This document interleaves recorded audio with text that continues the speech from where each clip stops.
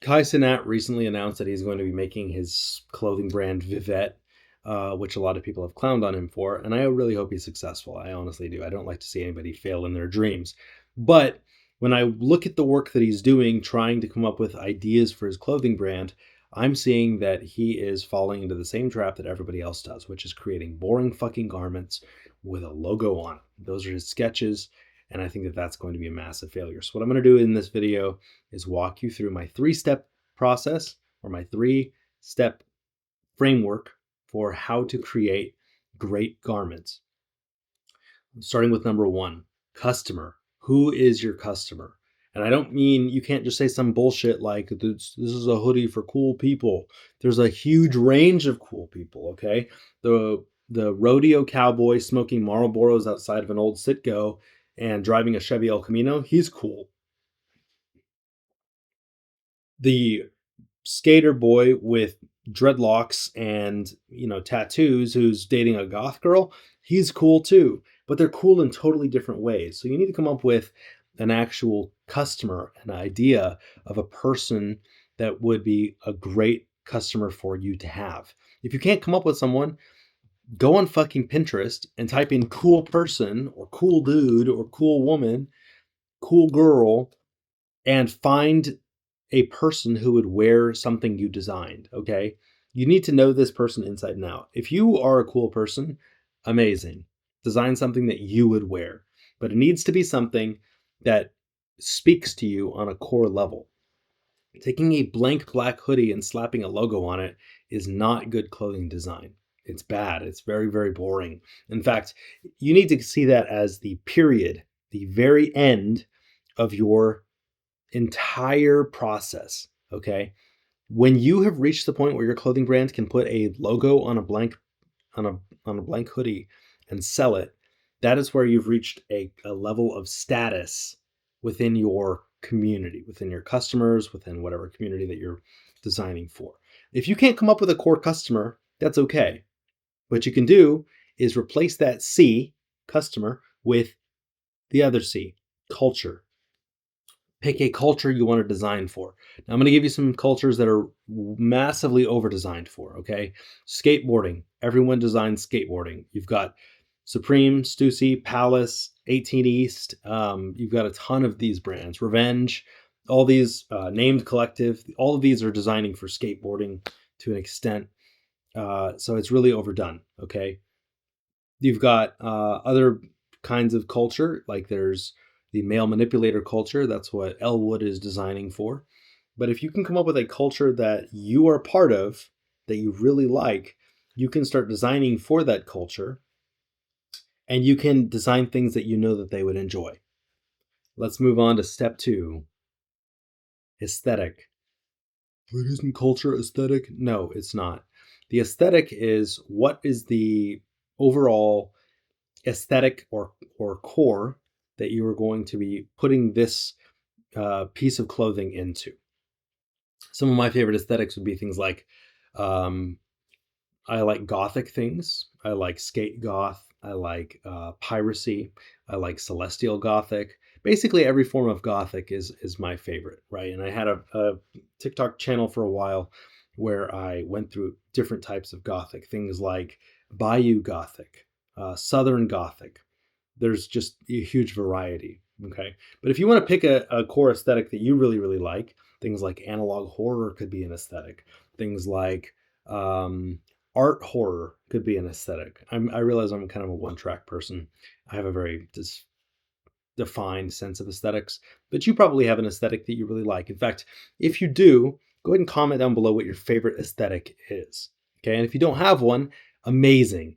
You should go on to Pinterest and just type in aesthetic and start looking at different aesthetics, because there's so many.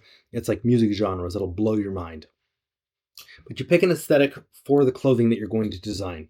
You can't just say, okay, I'm going to design hoodies for the mountain biking community. I don't know what aesthetic they want. You probably do, right? They like gorpcore, okay, or they like outdoorsy things. So they're probably going to be doing like Pacific Northwest core, right? So you got sequoia trees and sunsets and mountains. Call that North Face style. These aesthetics are going to inform your design. This is all before you've even picked what kind of garment you're going to be designing. All right. So you've got your subculture, you've got your aesthetic that you're going to be designing for. What is step three? The step three is elements. All right. So let me do a little backtracking and I will walk you through how to do all three. Now, I'll do that at the end. Fuck that. Elements. Once you've decided who your customer is, and then you've decided what aesthetic that customer would connect with the most, step three is how do you incorporate these elements into a piece of clothing that you're making? Now, if you want to rise above every other bullshit TikTok brand, especially like the Christian brands that I think are just fucking dog shit, where they just put like Christian words on a blank hoodie and they call it whatever, God's love overcomes. If you want to rise above all that, you need to actually be willing to incorporate those aesthetics into the garment in a little bit of a deeper way. Okay. But for now, let's just go through what we've got with elements. Elements are how you translate something into an element of the garment. So, for example, on this hoodie, this is the Eclipse hoodie. It is a single black field with a near black sun, and then you have rhinestone stars on the sleeves, okay? And I've talked about this multiple times. One of my favorite items I've ever designed. The stars on the sleeves are rhinestones, so these represent the stars, okay? The rhinestones represent the stars. The black on black sun print represents the sun during an eclipse, all right? So it is not a literal element, but it is a figurative element. Another figurative element is that there are no seams on the front, the way that when you lay on your back at night and you look up into the night sky, there's no seams, there's no edges, it's edgeless, all right? The reason that I did all this was both for clothing design purposes, and it was also for metaphorical design purposes. On my astrologer sweater, what I did was I created a few different elements that corresponded with ancient astrologers and Galileo. There's an ancient heliocentric map of the universe printed on the back, okay? Heliocentrism was something that was fought for by Galileo when he took on the church, right? You remember all this from history? Great.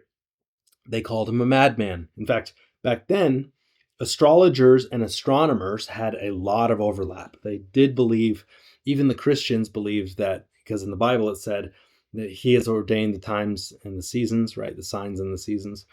They believed that the stars did have something to do with your destiny and your fate. So in this case, all of this said, the astrologer sweater also includes these soft tethers that hang from the back shoulders and from the hem. Why? Not just because they look cool, even though they do, but it was actually because they called Galileo a madman. So the idea, the original concept for the sweater was that it was a straitjacket, that you are a madman when you wear it. Astrologers also use tools, a lot of tools, right? And there was some utility, some piece of actual execution and mechanics that go into being an astronomer. In fact, the very first astronomers and astrologers made their own tools. They made their own telescopes. They made their own like divination tools, things like that. And so I included asymmetrical pockets on this sweater. These are how the elements of astrology were then translated into clothing. So I'm going to do this with you really quickly. So our 3-step process, one more time, we have culture, we've got aesthetic, and then we've got element. Let's start with the culture, okay? So I'm going to start with the culture that I really like, which is snowboarding. Now, snowboarding is a culture that is kind of somewhat similar to skateboarding, all right? It's a little bit punky. We've got a little bit more of a rebellious attitude. And who is the enemy of the skateboarding or the snowboarding culture? Skiers, absolutely. Snowboarders hate skiers, okay? Because skiers see themselves as refined, as elite, as upper class, okay? You really couldn't catch a very rich person snowboarding at all. They want to go skiing. In fact, if a very rich person said that they were going to Aspen, nobody would assume that they're going to be snowboarding, right? So we've got snowboarding now. There's a culture that's a little bit counterculture. They're a little bit punky. They're a little bit rougher on the edges. They're probably going to be more fans of bright colors, okay? Because neutrals on the mountain aren't as interesting. And now black is okay because it helps you stand out and it keeps you warm. But in my experience, a lot of snowboarders prefer bright colors. All right. So we've got our culture and we're already moving into our aesthetic. What is the aesthetic that snowboarders really like? Well, here's the thing. There's a lot of aesthetics that snowboarders might really like. What they probably really like is being the terrors of the mountain, right? Snowboarders really like the idea of some rich girl kind of picking her way down the bunny slope on skis while a cool ass snowboarder comes tearing by in his loud ass colors, carrying a speaker, listening to loud ass music, and just disturbing their après ski sort of upscale fantasy. All right, so how can we lean into that with our aesthetic? Why don't we pick something like a Yeti or some kind of mountain monster? All right. So we've already got some aesthetics here that we can start designing for. A mountain monster, we've got a Yeti, we've got wolves, okay? Mountain wolves. That would be a cool idea. You can also do something like, if you want to go a little bit more genteel, something like a falcon, okay? But anything that has to do with being wild, being aggressive, and being related to a mountain. An avalanche is kind of a cool idea. But let's pick one of those. Let's just go with a Yeti. Now, I know Yeti has kind of been heavily co opted by that dumbass cooler brand, but we're just going to stick with that for right now. So you've got a Yeti, you got the idea of a Yeti. Now we need to start translating this into a very cool hoodie. Let's say elements of that. How could we do that? Well, one thing that I can think of is when I think of a Yeti, I think of fur, right? Some kind of white fur. So I'm prone to designing in black and white. I know I said we talked about colors. So why don't we do this? We'll add a little bit of color in this concept and we'll come up with mostly black and white. What I would do is I would take a black hoodie and I would want a long hair, faux fur wrapped around the hood. Okay. So when you have your hood up, you've got all this fur all over your hood, just like a Yeti. Now, instead of black fur, why don't we do white fur? And the reason why is it would contrast very beautifully with the black hoodie, and I think that you can really have some nice contrast there. A contrast hood is a very cool element to have. But we need a little bit of color, right? Everybody likes color. So why don't we add a little bit of contrast color somewhere? Where could we add it that would be easy, that wouldn't be distracting from the rest of the elements? Well, I've got an idea. The elastic. This elastic is actually very easy to add on. It's always added on after the construction of the garment. So what you could do then is you could add on red cuffs and red hem tape. You could even, if you really wanted to be crazy, add red piping around the edge of the hood, right? Red says danger, red says blood, red says look at me. There's a little bit of aggression in it. So when you start with this concept, what kind of hoodie would a snowboarder like to wear? Shows they're a snowboarder. We then lean into they're the monsters of the mountain. We've got the Yeti, the idea of the Yeti. Then how can we translate these elements, Yeti, danger, mountains, into a hoodie? We come up with a black hoodie with white fur, not trim, but actual white fur covering the hood, and then red cuffs and red hem tape. Now, is this the best idea in the world? I don't know. No, probably not. But does this give you an idea of how you're going to design your clothes in the future? Yes. So one more time, start with culture, then you go to aesthetic, then you go to elements. Okay. I hope this helps. I don't think that this is going to be particularly anyway, I hope this helps. If this did, please leave a comment. Let me know if you liked it. If you'd like me to actually go through the mechanics of how to design mock-ups for a manufacturer or for yourself, then leave a comment down below, let me know, and I will help you with a future video.